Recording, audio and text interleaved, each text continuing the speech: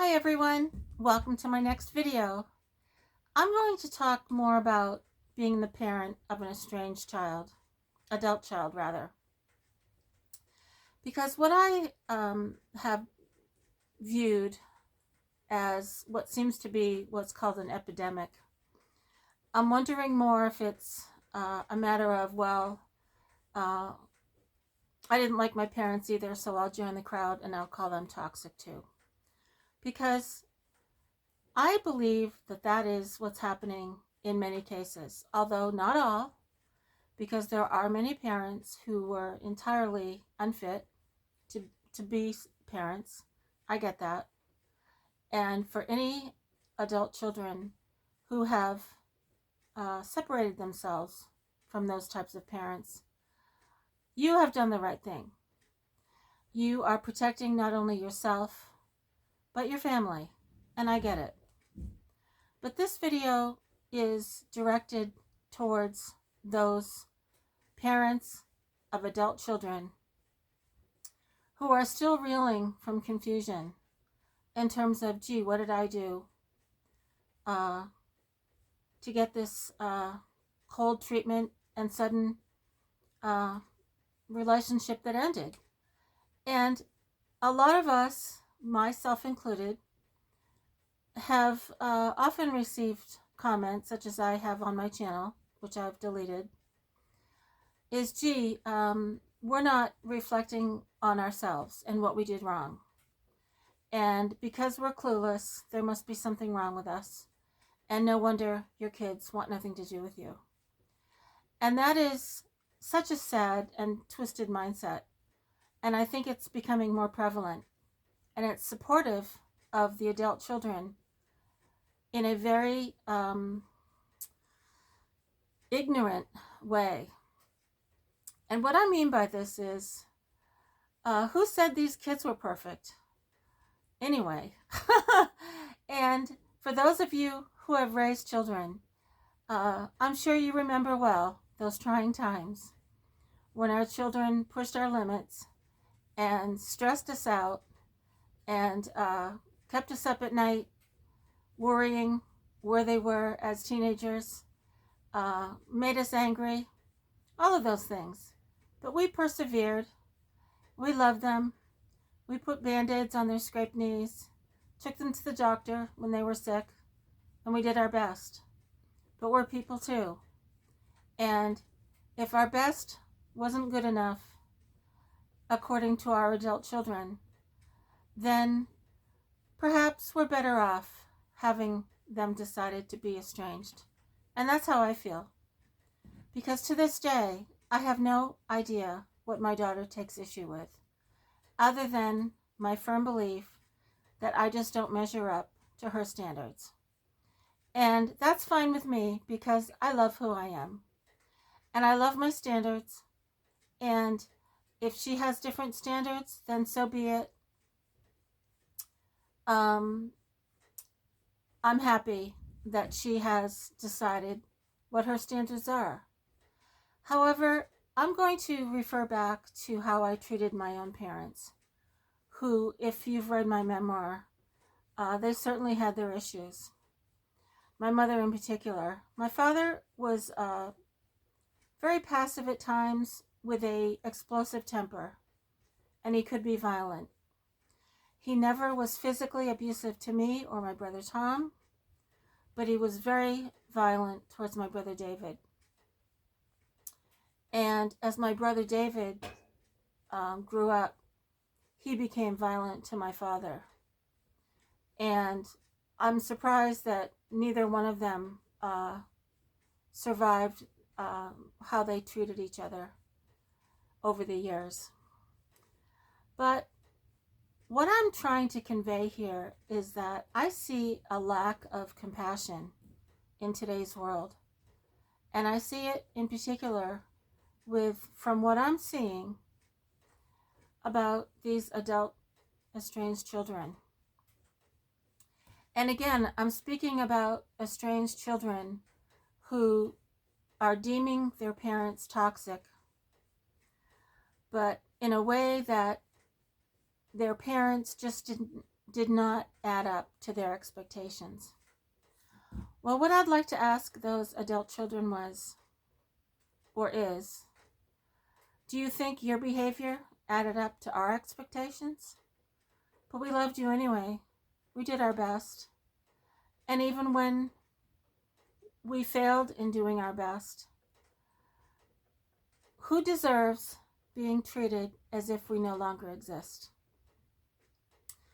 Now, I continued to see my parents off and on throughout the years, regardless of how badly they treated me. And I last saw my mother at age 92 in the nursing home. And I told her I loved her, and I released all of those hurtful feelings inside of me, because I realized that what was most important was that my mother knew that I always loved her. Now, how could I have done that? I did that because I saw my mother's weaknesses. And it's not a matter of forgiveness, but it's a matter of understanding. Because yes, she was my mother, but no one is taught how to be a parent. We were people before we became parents. We were dealing with issues before we became parents. And we were dealing with our own parents before we became parents. But it seems as though adult children today don't care about any of that. And it seems as though they're focused on what they feel they deserve and what they're entitled to, rather than understanding their parents as people. And I know, absolutely, without a doubt, that that is all going to come full circle one day, when our grandchildren are going to grow up and perhaps estrange their parents, who are adult children, because they have learned that if someone does not measure up to their standards or does something that they view as wrong, then the appropriate thing is to eliminate them. And how sad is that? Now again, for those of you who have suffered immeasurably from parents who were extremely abusive, again, I'm not referring to you, because your choice to choose a life without them is understandable. Because sometimes your parents have issues that are beyond your ability to resolve and their ability to resolve. And that is true with any relationship, with a husband, with a friend. But I don't believe that that is what's going on today. I believe it's almost becoming fashionable to deem your parents toxic, as I have, without any explanation, without any attempt to have an honest conversation, because my daughter treated me very badly before she finally cut the ties. And I'm not ashamed to say that I am glad that I'm estranged from her, because I am no longer going to subject myself to being treated badly. And if she believes that her behavior was appropriate, then that is a very sad reality, because her behavior was not appropriate. Yet I tolerated it for years. And why did I do that? Because I loved my daughter, because I wanted it to work out, because I wanted to resolve whatever her issues were, not mine, hers. Because she apparently was very angry and very resentful of me. Yet, if she could never voice it, then I could never fix it. And to those of you who might think that, gee, I should have known, no, we don't have to know, because our adult children's perceptions are their own perceptions. And what I supposedly did that was so wrong was probably wrong in their eyes, but not wrong in mine. And until there's open communication, there is no possibility for anything to be resolved. And all our adult children are doing is running away from a problem, deeming us toxic, and teaching their children, our grandchildren, that we are not worthy of knowing. Now, this is all going to come full circle, as I'm most assuredly sure of, because when I am no longer, my grown children, grandchildren rather, they're probably going to wonder about me. Maybe they'll see my videos, maybe they'll read my books, maybe they'll have adopted the negativity from their own mother. Maybe they already have. And maybe they'll have become so poisoned that anyone that doesn't meet their standards will be deemed as toxic. And maybe they'll do that with their own mother. And how sad is that? Because rather than seeking estrangement as a solution, they'll be seeking estrangement as a continuation of the problem. Now, that's not my problem, because I have reached a very happy life and a very self-awareness that gives me the insight to enjoy my life in my later years. And I don't think my daughter will ever have that, because the last time she spoke to me via text, it was filled with hate, full of blame, and full of a righteousness, a self-righteousness that I don't even know where that came from. And I wonder how I could even be related to someone so hateful. Now, here's something that makes me a little angry. And it's not about her treatment of me, but it has to do with my mother, her grandmother, who she was not involved with for years. Yet off and on, I would invite my mother to our home to see my daughter. And because of my mother's issue with being social, and my mother had a very difficult time feeling comfortable in social situations. And I understood that. And that was one reason that I did not have any anger towards my mother, because I knew she was struggling with her own insecurities. And her own rage and anger were actually very childish at times. The way she would run away from me and decline confrontation because she was afraid of it. She was afraid of what she might find out about herself. And I understood that about my mom. And that's why I continued to try with her, because I wanted to help my mother. I didn't want to despise her. I never, ever called my mother toxic, or my father. But I saw them as broken people who were doing their best despite their troubles. And I did not see my daughter doing the same. I found my daughter being judgmental, being critical, and being cold, with no empathy and no compassion for me whatsoever. Now, getting back to what angered me about something my daughter did. My mother was 92 years old in the nursing home and not doing well at all with her health.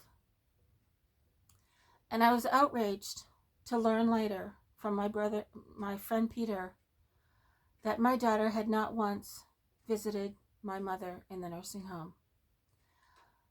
It was only 45-minute drive to that nursing home. She could have taken her children to see my mother, who were my mother's great-grandchildren. Yet she did not. She did not even call her. And upon my mother's passing, I learned that my daughter had received our family's silverware, real silver, that had been my grandmother's. And I almost laughed when I heard that, because I thought back to all the holidays where we used that silverware. The very strained relationships in my family, the meals that were uh, more of a Christmas job to pretend that we all got along rather than enjoy ourselves. And it was almost comical to think that she wanted that silverware because she has no idea of the karmic energy in that silverware, because there was a lot of misery surrounding the use of that silverware. But what angered me was that she had readily accepted that silverware from my friend Peter without ever having visited my mom as she lay in the nursing home. So there you go. The silverware was more important than my mother. And there was one more item that my daughter received. And I know this because my friend Peter had told me. My mother loved horses, as I did. However, she kind of went over the top with her horse and loved to go riding and sewed her own riding clothes, actually, with her formal attire, with her jackets and helmet and high boots. And she loved that horse for almost 20 years. So she had a picture taken of her on this beautiful dapple gray horse named Yankee. But my mother's expression is so typical because she was not smiling, but looking very stern and very proper, sitting aside that horse. Now, she had that picture blown up to a 2 by 3 foot poster. And when I visited my mom in the nursing home, she didn't have pictures of family or friends. She didn't have any of either. But she had that poster of herself on the horse on the wall opposite her bed where she could see it. And I knew that she identified with having those moments with her horse as the happiest in her life. And although that was very hurtful, I understood my mother. Because again, my mother was very socially awkward. And I believe it had a lot to do with her inability to feel close to anyone. And I also believe it had a lot to do with why she felt very, very connected to that horse.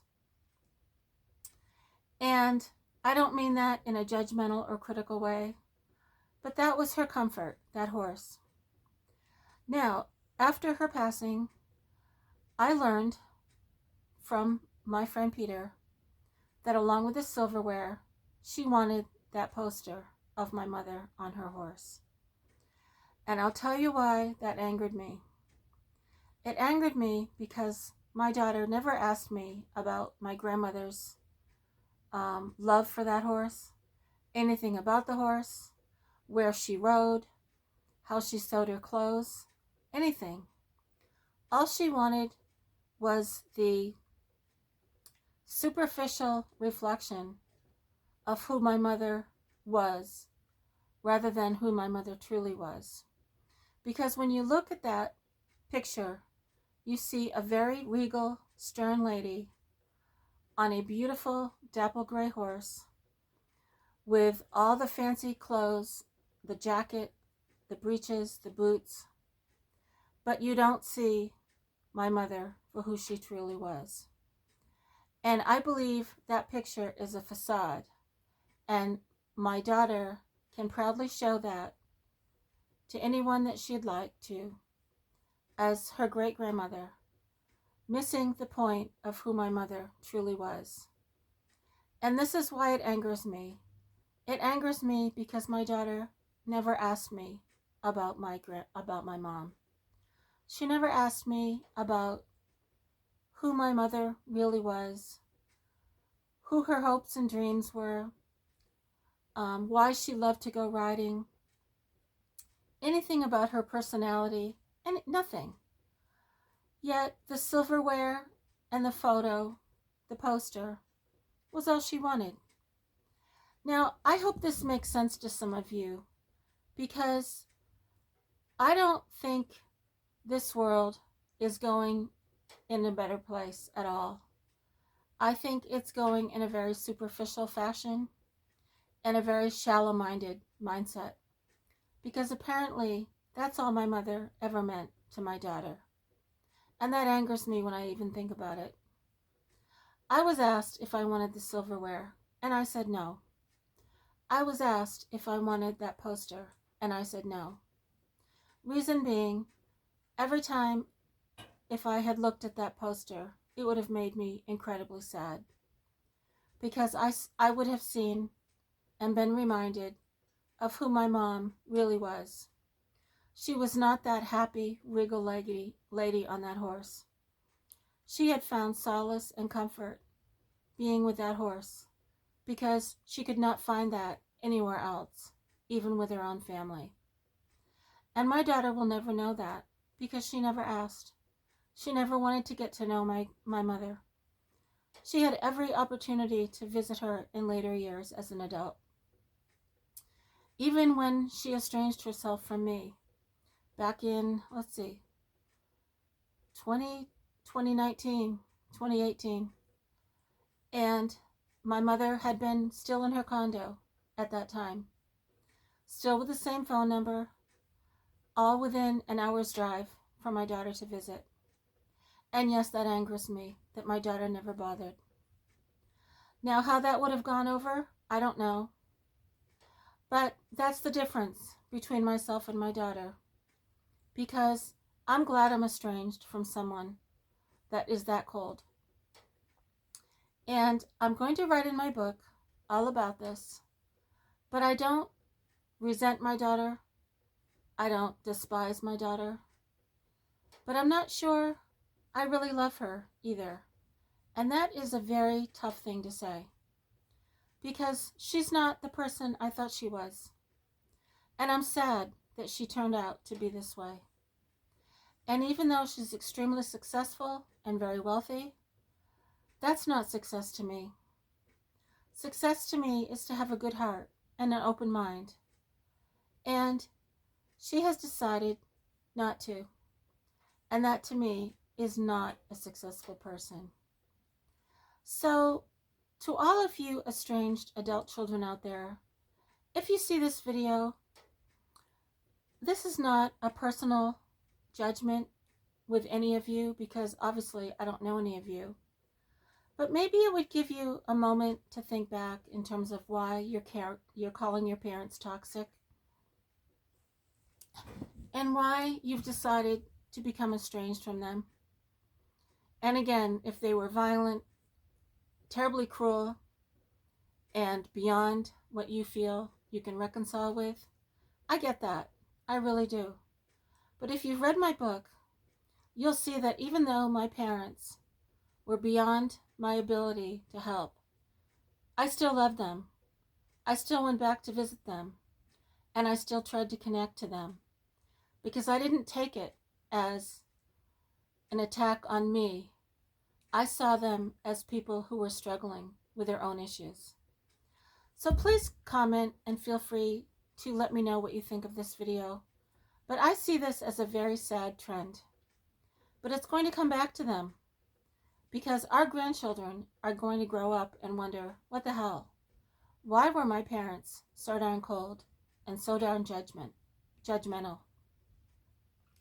Now, most of them might end up to be just the same, but there are going to be some of our grandchildren who are going to question our adult children's choices. And for many of them, it's going to be too late, because we are no longer going to be here. And that's going to be their loss, and their own, our adult children's own doing to answer to. So there you go. I just got a little carried away on that, but I'm glad I'm estranged.